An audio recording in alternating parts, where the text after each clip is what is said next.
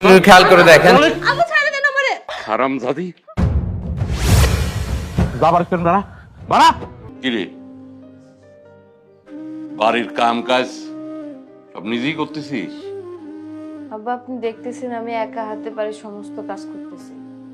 যে সময়টাতে আমার বিশ্রাম নেওয়া দরকার সেই সময়টাতে আপনারা এবারে কাজের মহিলাটারে পর্যন্ত তাড়াই দিচ্ছেন আমার দিয়ে কাজ করাবেন দেখা। আপনারা কি মানুষ? আপনারা তো অমানুষের মতো কাজ করতেছেন আমার উপরে। তুই কিসির অসুস্থ? হ্যাঁ, কিসির অসুস্থ? ও, অন্য জায়গাতে না অসুস্থ হয়ে আছে আমার বাড়ির বোঝা হয়ে পড়ছে, তাই না? আজ আমার সওয়ালের সন্তান যদি তোর গর্ভে থাকতে তাহলে মানি নিতাম। এই সন্তান তো অন্য লোকের। এই কিসির অসুস্থ? যার জন্য অসুস্থ হয়েছিস ওনে যা।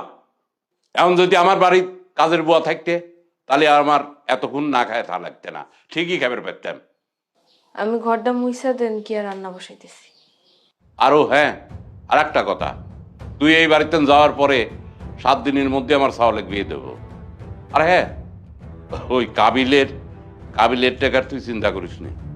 তুই যখন যায় সেই বাড়িতে তখন তোর হাতে হাতে দিয়ে দেবো না। আপনার পোলারে আপনি বিয়া করাইবেন? তাইলে আমার শুধু কাবিনে টাকা কেন দিবেন?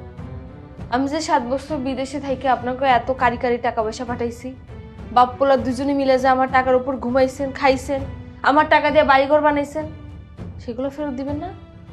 ওরে বাবা রে বাবা, বুবার মুই দেই মনে করো একবারে বুলি ফটেছে।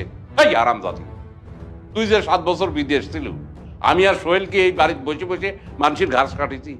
হ্যাঁ, বাড়িতে বসে বসে পর পাও তুলে দেখাইছি, আমরা কাম করিনি।